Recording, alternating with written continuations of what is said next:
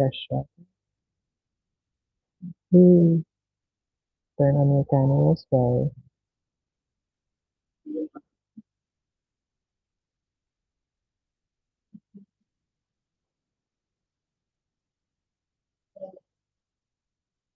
Okay, so I will take a screenshot in 3, 2, 1, smile. Okay, one more time, 3, 2, 1, smile. Okay, another na food na topic for our NDE differential equation, and it's called, um, ayun, wait lang, share ko muna yung aking app. So it's,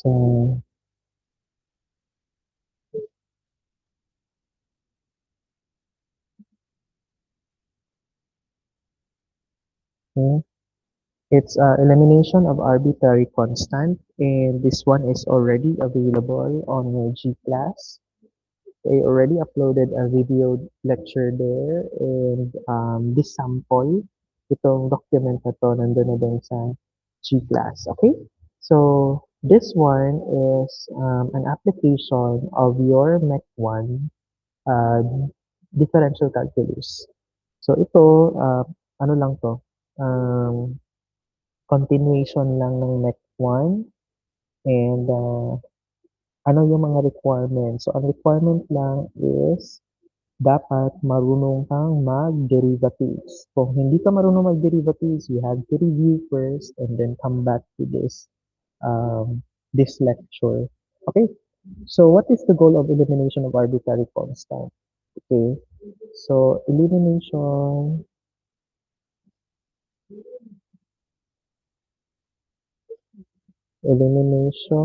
of arbitrary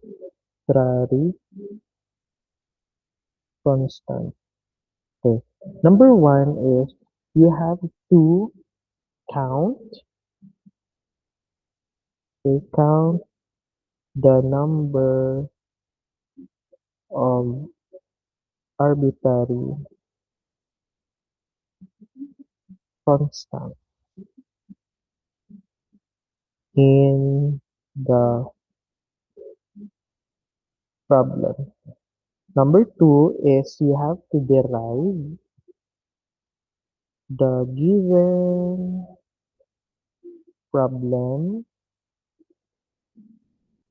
based on the number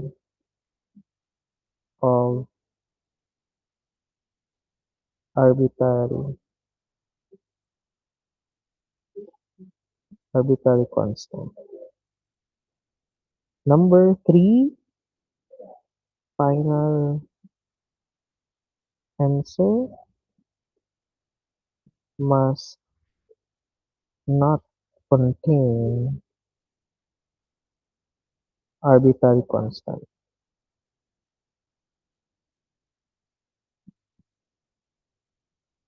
Okay? So, yan lang. We only have three rules. Rule number one is you have to count first the number of arbitrary constant in the problem. Number two, you have to derive the given problem based on the number of arbitrary constant. And lastly, final answer must not contain arbitrary constant. Okay? So, ito lang yung steps natin, and we have to keep this in mind before we start solving our arbitrary constant. Okay? So, let's try. Wala nang paligay-ligay pa. No? Let's try problem number 1, which is y equals to c1 e to the negative 3x plus c2 e to the 2x. Sir, ano yung arbitrary constant? So, gayahin muna natin ang yc1 e to the negative 3x plus c2 e to the 2x. So, dito sa equation, guys, anatomy, ito yung arbitrary constant natin. Okay? Usually, arbitrary constants or AC are number 1, may sub-numbers. Okay. Number 2, in capital. letter. It can be represented, no? It can be represented by a capital letter. For example, y equals to e, e to the negative 3x plus b e to the 2x. Okay? Or yung sub-number natin, same as this. We have C1, C2, C3, C4, pwede din B1, B2. No, it can be like this. A1, e to the negative 3x. Okay, plus B1 or so on. Okay? So, if ever na ah, ganito yung form niya, for example, y equals to c e to the 3x plus c raised to the negative 2x. So, different yung kanyang variable or exponent ng kanyang e, negative 3 at saka negative 2. Pero, as you can see, same yung kanyang arbitrary constant. Okay? C, no? Same lang, letter C. Ngayon, let's count the number of arbitrary constant. This one, 2. So, 2 arbitrary constant. This one is 1, 2. 2 arbitrary constant. Ito, since same lang na C, we will have only 1 arbitrary constant. Okay? How about in the problem? Y equals to C1 e to the negative 3x plus C2 e to the 2x. Ilan yung arbitrary constant natin?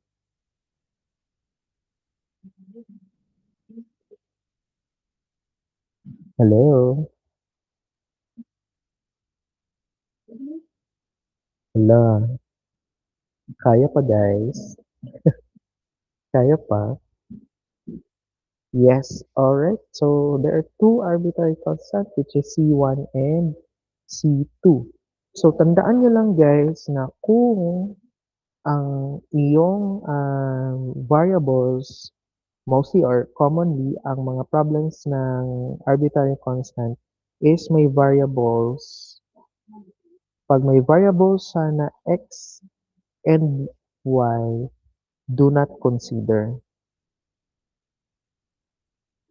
no? Minsan, no? Kasi yung x and y, yun yung variables mo sa equation. Okay?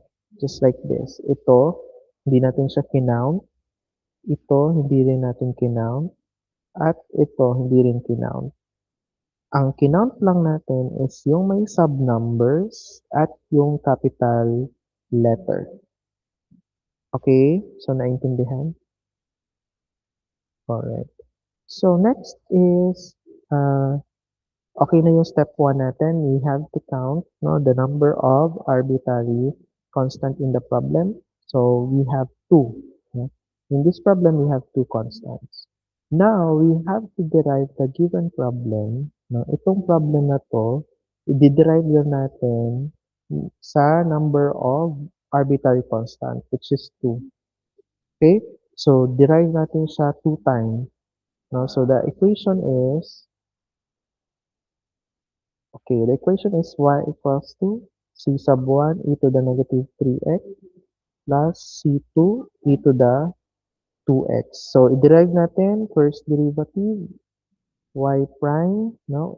If ma-remember niyo pa, y prime negative 3c1 e to the negative 3x. So, hindi ko na to i-review. We have to know how to derive it. Plus 2c2 e to the 2x. Okay? So, that is your first derivative. Okay? Gawin ko na lang equation number 2. So, this one is equation number 2. So, the first equation, yun yung ating first equation. Yung first derivative natin, that will be second equation. And our second derivative, y double prime, equal to, we have 9c1 e to the negative 3x plus 4c2 e to the 2x. Okay, and this will be our equation 3. Okay? So, satisfied na? Satisfied na yung ating 1 and 2. Okay, next is, final answer must not contain arbitrary constant. Yes, Mike? Sir, di ba sir naman yung minus 1 sa exponent, sir? Oo, pero dili man siya, exponential man siya. May e man. Magka-minus lang ka if ang imuhang equation is, ano? Kari siya is exponential man. E to the x. Di ba ang e to the x is immortal? Di ba immortal man na siya? So, ibig sabihin, pag i-derive mo ang e to the x, ang answer niya is e to the x gihapon. I-derive mo siya, e to the x gihapon siya. I-derive mo siya, e to the x gihapon. Di ba, gidiscuss ko naman eh. Okay din, sir. Kalimot ni ko, sir. Okay na. So, Yes, kung variable lang siya like this, that's the time na bawasan mo siya pag-derive. So, mahimo na siyang 2x, so 2 minus 1.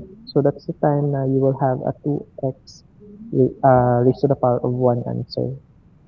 Okay, pag variable. Pero pag exponential, this one is exponential. Exponential. Infinite na siya. Depende kung naa siya e to the 2x. Dari siya diri na variable. Kung naabo siya ana, di ba, ibaba mo siya. So, 2 e to the 2x. Tapos, ang derivative na po niya is mahimong 4 e to the 2x. Derivative na po niya is 8 e to the 2x. Another derivative is 16 e to the 2x. Di ba, anak siya? Yes, sir. Na-remember na? Yes, sir. Thank you, Okay. sir. Sige, I think that is clear na on you. Tama na. Okay. Alright. Next, we have to, we have to have a final answer na walang arbitrary constant ang makikita. So, dito, sa problem natin, may mga arbitrary constant pa siya, right? Tama ba? Ano yung mga arbitrary constant natin? Ito, oh. Yan. Yan. So, dapat wala siyang arbitrary constant. So, paano natin ma-remove yung arbitrary constant? Ang gawin natin is to apply methods. No? So, methods, which is pwedeng elimination method,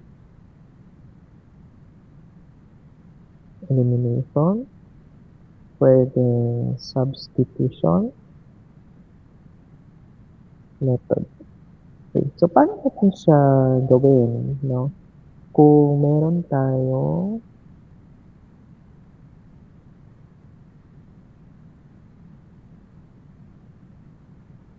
okay. So, kung meron tayong ganon.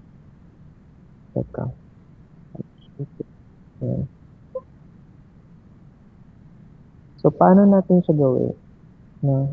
I-compare lang natin. Ipa-partner natin yung ating mga equation. So, we have equation 1, 2, and 3. So, first partner natin is equation 1 and 2. So, partner natin equation 1 and 2. Solve natin siya. So, y equals to c1 e to the negative 3x plus e2 e to the 2x. Next, ang second equation natin, y prime equal to negative 3c1. Kaya natin ano talaga siya. So, that's negative 3c1 e to the negative 3x plus 2c2 e to the 2x. Okay, equal to y prime. So, this one also y. Okay? So, next is i-add lang natin silang dalawa. Try natin i-cancel out yung arbitrary constant na meron. So, it could be canceled out si C1 at saka si C2. So, dito sa problem natin, try natin i-cancel out si C1. Okay? So, by just multiplying, i-multiply natin siya by 3. Tama? So, kung i-multiply natin siya by 3, ang magiging form niya na ngayon is 3y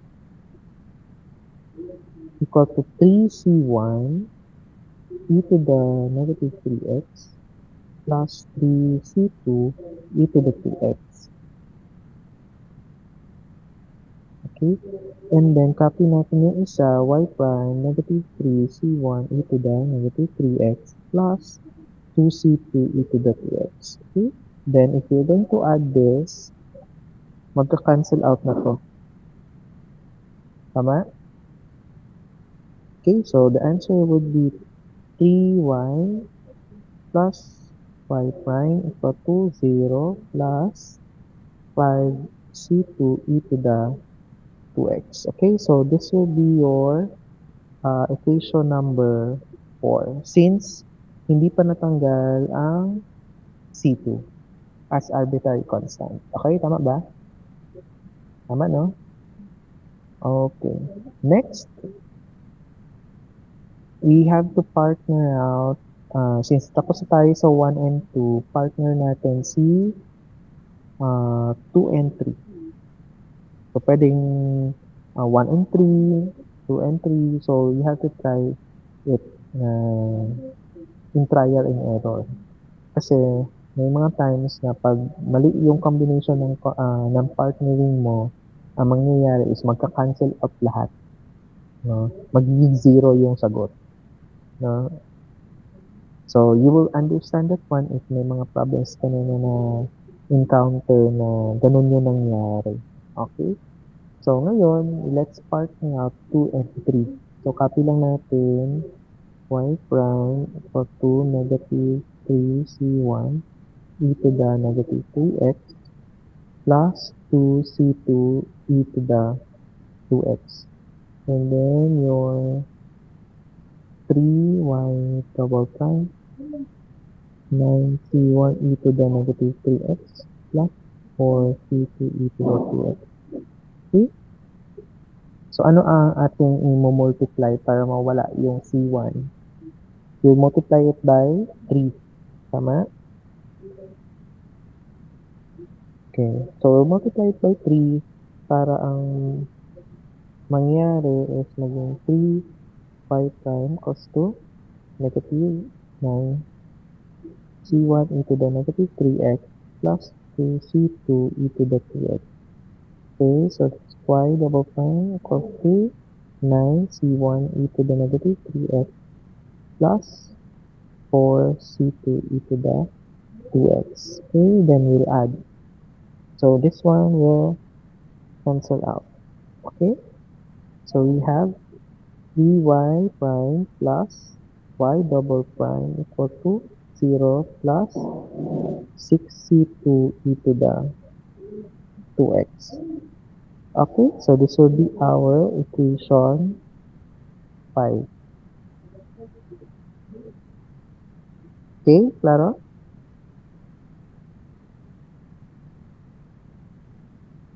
Any questions?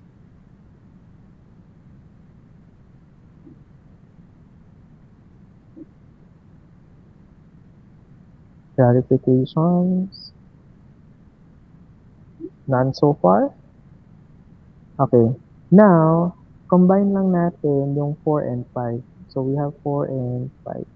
So, we have here 3y plus, hindi masyadong kita yung ano na. Okay. Change it into blue. So, 3y plus y prime equals to 5 c2 e to the 2x. Okay. And 3y prime plus y double prime equals to 6c2 e to the 2x. Alright? So how are you going to to cancel out, no? Cancel out natin yung ating, ano, this one is 6, no? Kalimutan ko. Multiply pala. So, this one is, magiging 6 na siya. Okay, and this will become 10. Okay. So, this one is 10. Okay. So, what would be our next move? Multiply this by 2, negative 2. Okay, para pag-add natin, this will become 10. Okay, and this one is 6. This one is negative 6. This one is negative 2. This will become negative 10. Okay? So, magka-cancel out na itong dalawa. This will become 0. We have here negative 2 at the top plus negative, ito na yung sa lahat, no? So, we'll just copy all. So, that's negative 6y, a minus 2y prime plus 3y prime plus y double prime. Okay, combine like terms. Yeah? We have 2 and negative 2 and 3. So we have y double prime, okay, plus y prime minus 6y equal to 0. And that would be our answer. Okay?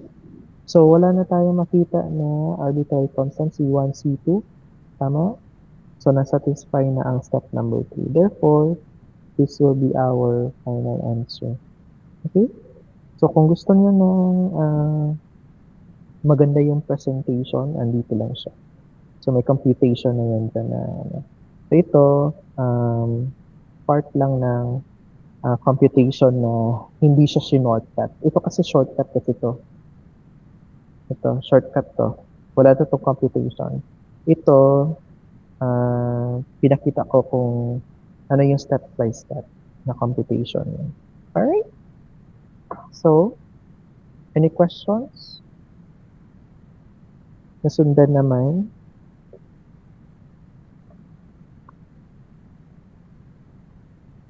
Okay, madali lang, no? Madali lang.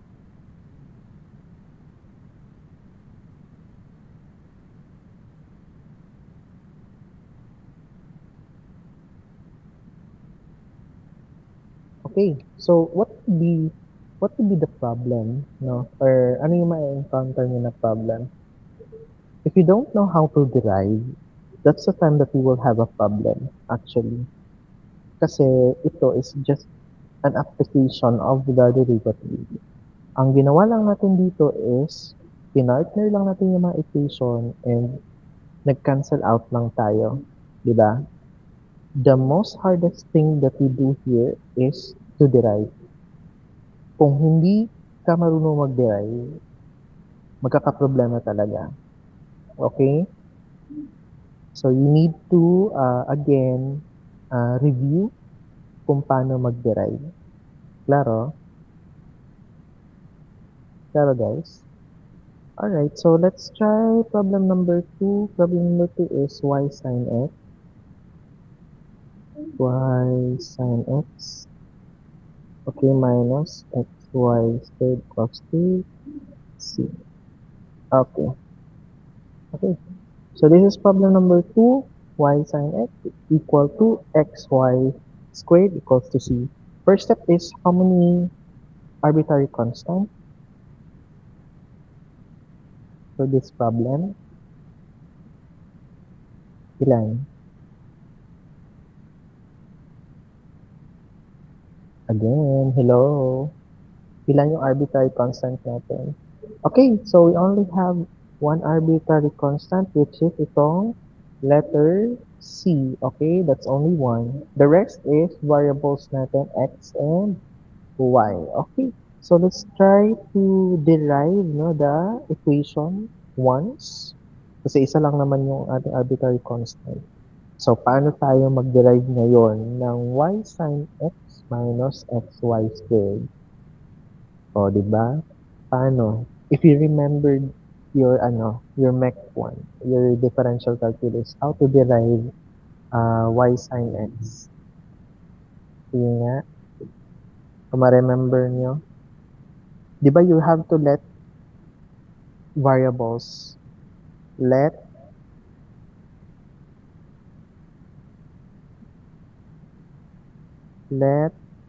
u, dito muna tayo sa sin x.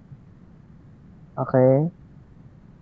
So, let u equivalent to y, v is equals to sin x. Okay?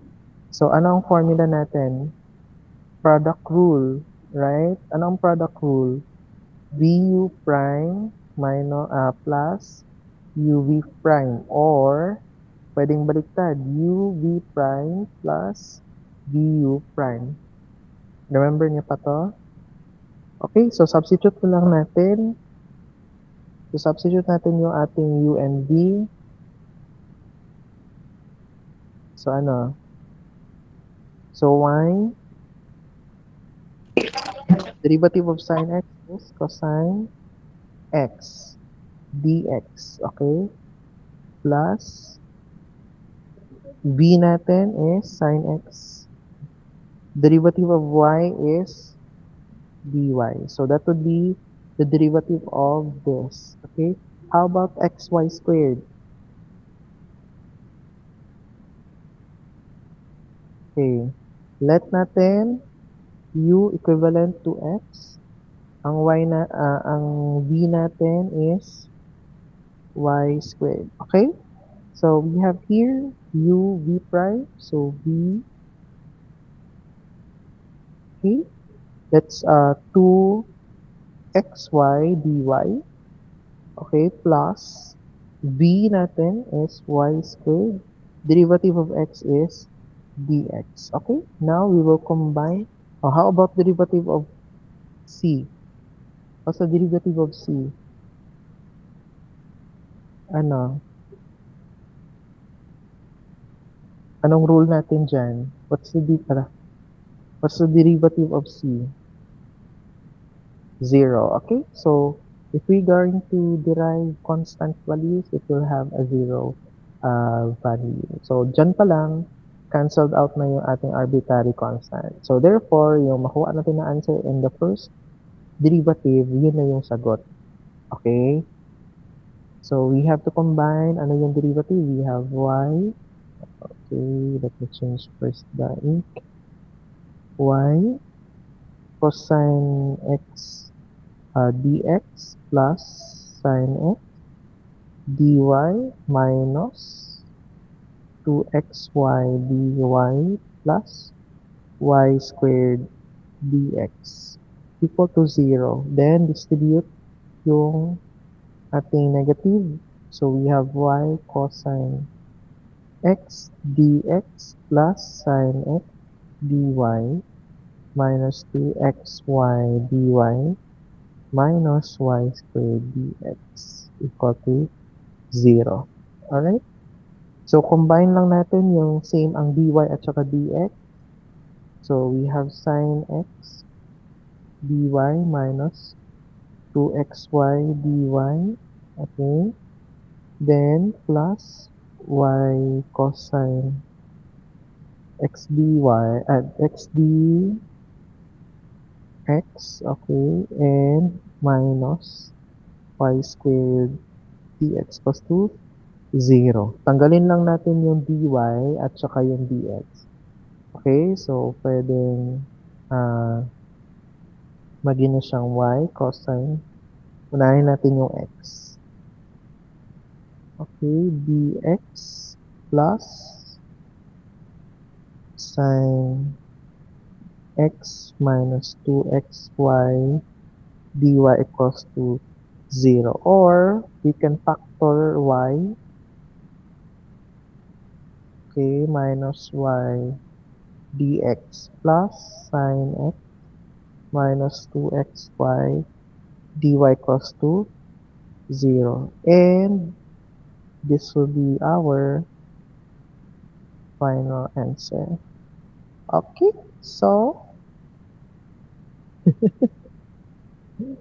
laban lang. Kaya,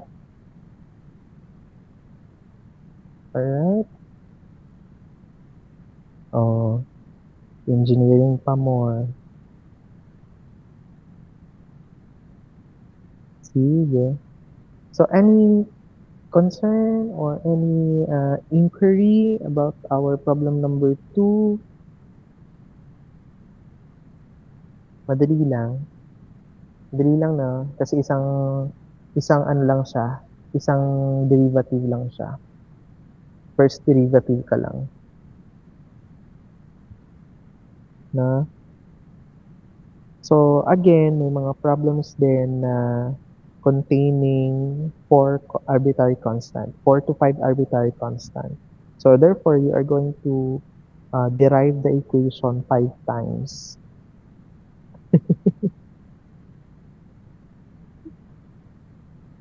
Ito, swerte ito kasi isang isang constant lang. So isang beses ka lang mag-derive. Yung kanina, dalawang beses ka nag-derive. So kung may C3 yan, therefore, tatlong beses ka mag-derive. Kung apat naman, apat na beses. Kung 5, 5 beses ka mag-derive. So you will have 6 equations kung 5 ang iyong arbitrary constant. So yun yung ini-mix and match mo. And then, possible, I will give you 5 arbitrary constant or 4 arbitrary constant during the examination. Okay? So, questions before we proceed? Wala naman so far. So, anong problem again? Again, how to derive. Paano mag-derive? Yun lang yung problema. Okay? So, proceed tayo. How about for problem number, Problem number 2. It's c squared y equals to 1 plus cx. Okay. Try nga ngayon. Anong sagot niyan? Sige, try to solve it. Then compare tayo. Anong sagot?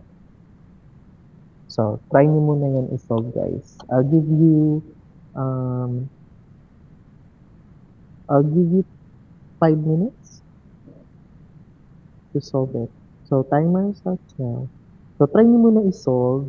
And then, right after, let's try to solve it together. So, ilan yung arbitrary constant, then you have to create, or you have to derive your equation. Then right after that, you have to eliminate all the arbitrary constants. And check if your final answer doesn't contain any of that AC or arbitrary constant. Okay, try nyo muna i-compute. Actually, it's already in the ayan, naka ano na yan, naka-solve na yan. Pero I want you to try it na without looking at the solution para ma-test kayo. Then we'll check it after 5 or we will solve it after 5. After 5 minutes, not after 5 p.m.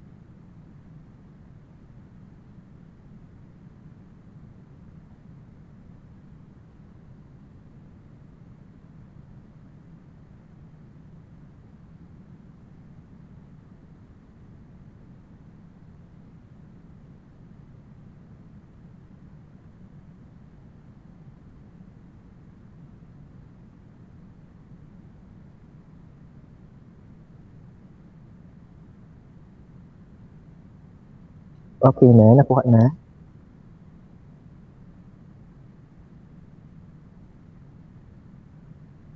Si Mark ako ay para citation.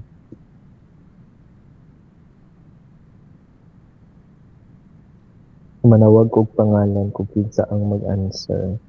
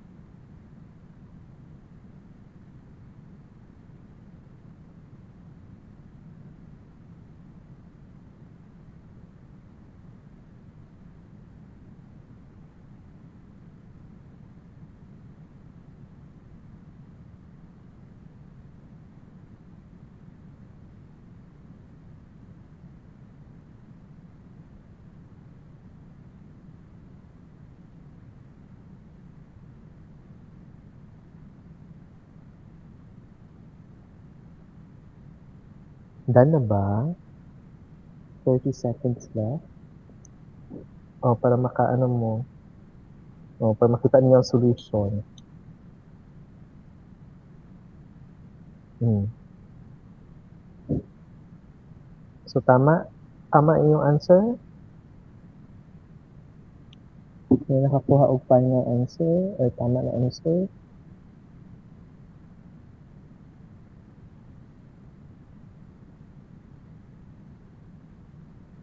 Okay. So, time's up. Let's try to solve it. And try nyo to absorb. Okay. Sabay tayo dito. Okay. So, this problem only have how many arbitrary constants? Ilan yung arbitrary constant natin? Okay? And then,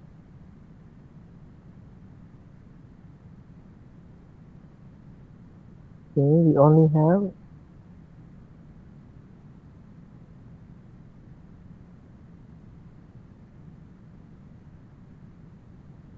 may 1, okay.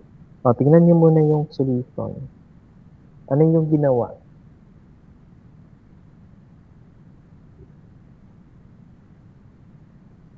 So, dinerive niya yung equation only once. Okay? And, ano nangyari?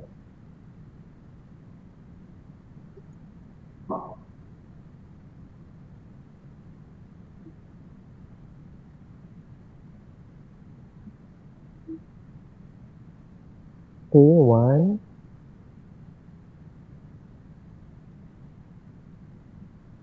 Okay, divide daw ang dy and dx. Okay.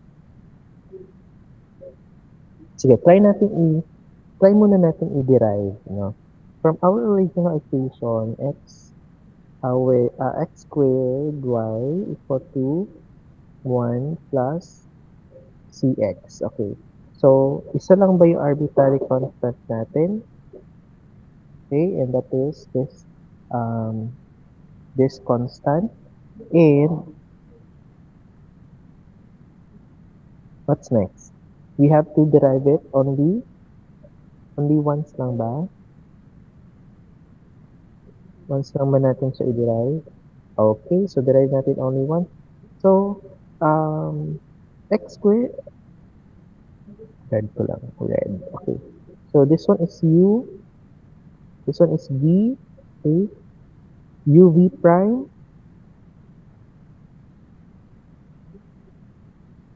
okay. uv prime.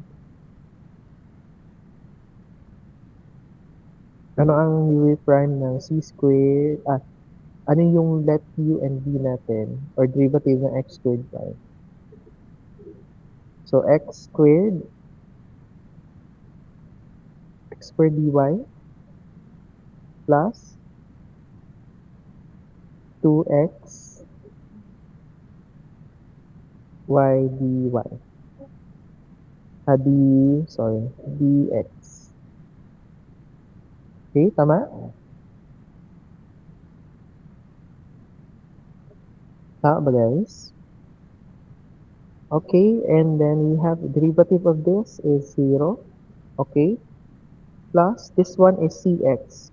We cannot uh, we cannot get this out, yung c. Kasi ang derive lang natin is yung x natin, tama? So it will become c dx. Tama? Kasi it's like 5x. Ayan. So letter C lang siya. So if we're going to derive this one, it will just give us 5 dx. Okay? Nakuha niyo? So kaya C dx pa rin yung ating sagot. Okay? So next is divide daw. So divide natin siya by dx. No? Para ang matira na lang is si C. So divide by dx. Okay? So x squared dy over dx is representation ng y prime. Tama? Okay? dy over dx is same as y prime. Alright? Then, yung dx sa kabila is mag-cancel out. So, that's 2xy. Okay? Equal to, cancel out din. That would be c. Okay? Any questions? Clarifications? Okay. Since meron pa siyang constant, let's go back doon sa ating original equation and we will substitute our c there. So that will become c squared y equal to 1 plus x squared y prime plus 2xy equal to times x, sorry. Okay? So then we are going to distribute our x. So that will be x squared y equal to 1 plus x cubed y prime plus 2x squared y. Okay? Any same na terms ito at saka ito, no? Tama ba? Same? Same ba siya, guys? Okay, so let's transfer. Transfer natin siya.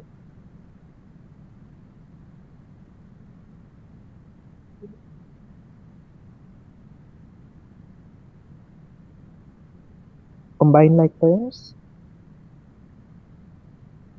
So that would be transfer natin sa kabila.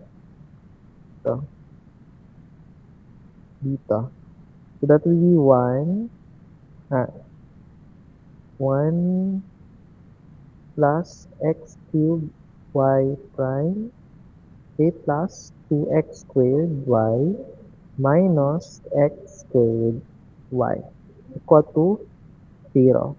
Okay, so minus lang natin. So that's 1 plus x cubed y prime plus x squared y equal to 0. So minus lang natin yung 2 at saka negative 1. Okay? So what's next? So rearrange lang natin, no? Rearrange lang natin. So pwede nang ganito yung sagot or we can represent it again by dy dx. So this one is dy over dx plus x squared y equals to 0. So multiply all by dx, so that's dx plus x cubed dy equal to x squared,